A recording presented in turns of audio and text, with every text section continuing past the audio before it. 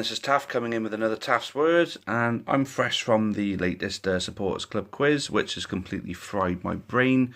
It's late at night, but you never get out of there until late, but as always, it was an enjoyable occasion, a good laugh, and fair play, Jeff puts a good quiz on, so I thoroughly enjoyed it, and it all makes money for whatever Newport County cause is going.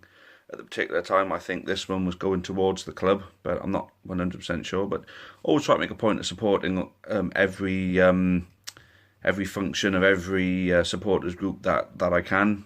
I'd like to think that obviously the supporters club do reciprocate with that. Whenever we've done anything, they've always been there. So there we go. It's all good, all working together for the club, which is always nice to see. And a nice selection of people turn up to help out and contribute, and obviously enjoy a good night as well, because these dues, they're always good, they're always enjoyable occasions. There's certain fans that you won't see at any of these dues, but will declare themselves the greatest fans in the world because they get themselves tanked up and go and make an ass of themselves sometimes. That happens. At the end of the day, we all enjoy the county in our own way, but I can't see any reason why our differences of opinion or our differences of personality have got to get in the way of the big thing that we've all got in common, and that is the fact that we all love Newport County. So it'd be nicer to see these events supported a little better by the supporters, but then at the same time, you can't force people to do anything they don't fancy doing. That's the two sides of the coin, I suppose. But going to the actual football, we've won again. We beat Crawley.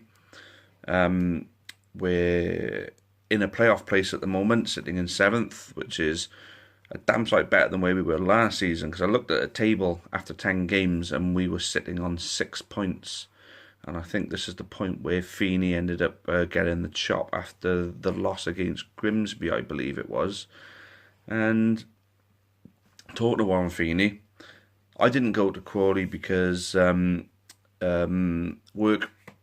things. Obviously I couldn't get at work till 5 o'clock, so you're never going to get to Crawley in 2 3/4 hours, and just couldn't happen. And then it meant driving back, getting home probably in the early hours, and then having to get up early for work the next day. It just wasn't doable for me, unfortunately. But the fact is, we won. And the thing that I was going to mention about Warren Feeney is that apparently he didn't shake anybody's hand. He refused to shake anybody's hand. If that's not true, then, there we go. We move on. If it is true, then it just goes to show he still got a bitter taste in his mouth. His record spoke for itself. His record at the end of the season before, a lot of people felt he shouldn't have been allowed to have the pre-season to put the team together that he did. And then, obviously, in the end, he ended the season poorly, started the season poorly, so people can say he should have had more than 10 games. But the thing with that is he did have more than 10 games. He had 19 games before that. Well, 19 games without a win. Was it? But I'm not sure if that's right. I think, 1 win in 19, I think it was. He ended up getting it in the end.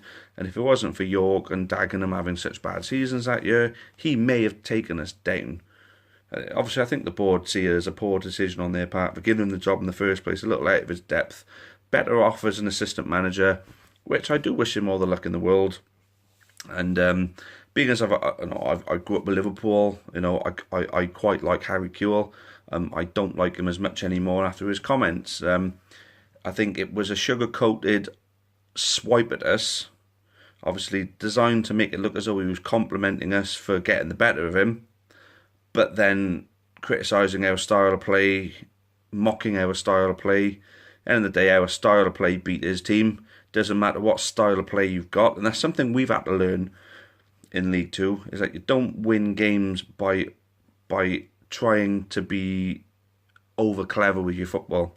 You win games through hard work, sheer determination, and obviously where you've got that quality, you've got the quality. Putting a good team together is obviously essential. No weak links in your team is also essential, and playing with a bit more hunger. actually playing tactics that are efficient in League Two. I mean, he'll go on about the whole hoofball thing. I mean, irrespective of how you play, you win a football match, that's all that matters. The result on the board is all that matters. Being the better footballing team does not matter. Anyone can play good football and not be clinical. I mean, Liverpool are a prime example. Liverpool are not winning games, but they piss all over teams, but they're not clinical. Whereas teams like Man United are being clinical and winning games 4-0 all the time. Newport County, we're playing good football. We're playing ugly when we need to play ugly. We're doing, on a game-by-game basis, what we need to do to get the points on the board, which is something we haven't done for a while. Because Terry Butcher came in, completely tore our squad apart, tried to do things his way and a different way. Didn't work. John Sheridan came in, did things right, started getting points on the board. Warren Feeney picked up from where Sheridan left, and then started slowly bringing his own methods in, which failed. Wesley came in with his methods, failed. Flinney came in, no nonsense, I know League Two, this is what we need to do to win games, and bang, the great escape and now the great start. This is where we are now. We got a great manager, we got a manager who I'd imagine will stay with us for quite some time now. Because that's always been a worry. Whenever we've started doing well, we always end up losing our manager. Dean Oldsworth, Justin Edinburgh, John Sheridan. They're just prime examples of where a manager's done well for us and they've been snapped up by a bigger club.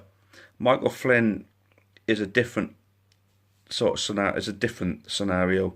I mean, you look at two managers that are doing great things in this league at the moment with their clubs. Gareth Ainsworth at Wycombe, for example, has put together a sustainable top half team with Wycombe. And they're always going to be there or thereabouts for a shot at the playoffs every year. Exeter now, Tidsdale, and they're doing the same thing. Both fan-owned clubs, both with managers who have some sort of connection with their club, whether they played for them, whether they're local to the area, whether they're club legends. I mean, Gareth Ainsworth was, played the end of his career at Wycombe. Tidsdale. Now, I'm not sure if he actually played for Exeter, but I know he's local to Exeter, or at least a boyhood at Exeter fan or something like that. But there's a connection there. Michael Flynn is all of the above. Newport County is his team. Newport County is a team he started off with. Newport County is a team he finished his career with, getting us promoted to the Football League. So maintaining that Football League status is obviously something that's pretty dear to his heart. And now, his quote at the beginning of last season was, Newport County have the potential to be a championship club. We just need the right infrastructure around us to build us up on the pitch that bit more. Step by step we'll get there, I believe. One day we could be up as high as the championship, or at least in League One. There's an outside chance we may end up in League One at the end of this season. I mean, the likelihood of it isn't really all that probable, but there's no reason why we can't. I mean, you remember Accrington when they should have gone up, or last season when they should have made the playoffs, and this season where they're looking really good already. And they're one of the lowest budgets in the league. So it's not all about how much money you got, it's about how you use it and what kind of team you put together and how you play on a game-to-game basis. It's just, it doesn't take a genius to work things out. When you want to be a football manager and you want to have an ego about you, and you want to be renowned for a particular style of play, that's what's going to fail you. I mean, when you're a top-flight football manager with money to spend and you've got methods that would be effective in the top flight, they're not going to work for you down in the bottom flight. It's not going to happen. You've got to know what's around you, and you've got to know how to beat what's around you. And this is where Flynn has really mastered it. So I see good times. I see Flinney taking us forward. I see Flinney picking up where Justin Edinburgh left off. I mean, the 2 years in between, they'll just practically be erased in everyone's memory except for the Great Escape moment. Basically, Flynn's tenure, from Justin's leaving to Flynn's start, that little zone will be like the no-go zone. We don't talk about that.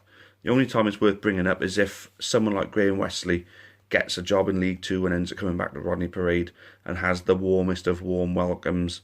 that we're very likely to have in store for him. That's why I've been hoping he gets the Port Vale job, because I want him to come back as an opposition manager, and I want to tear him an absolute new one. So that's it there, guys. I mean, I don't even know what to call this blog yet, so whatever it's called because I just thought of it after this. But I mean, I've touched on quite a few things here. Maybe the recipe for success, which is, you know, Flynn's got that. Flynn's got it in abundance. He's got the right players there. He just, as he gets on and he keeps learning as a manager, and he keeps learning how to correct mistakes, because he makes mistakes. He's only human. He knows how to correct his mistakes. He knows how to fill the gaps, and he knows how to play the right formation, the right tactics at the right times. His substitutions, mind you, are absolutely top notch. So like I say, the recipe for success. Flynn's got it. We're looking at good times ahead, I believe. So get ready and enjoy the ride, Newport County supporters. I'll be there with you. Right, so we'll wrap that one up there then, guys. Thanks again for watching. Appreciate all the support and all the kind words I've been getting off you all. It's absolutely great. So I'm happy to keep recording these and keep putting my opinions, whether you agree with them or not. I put them out there. The interest is obviously there, so why not? And obviously, the better this channel does, the more funds we can raise for the Amber Army supporters group. Obviously, like I say, flags, drums, all of it like that. And then obviously merchandise, and then offerings to the club and sponsorship of the club and stuff like that as well. So, yep, thanks all for your support, and until next time, cheerio for now, and as always, up the county. Thank you.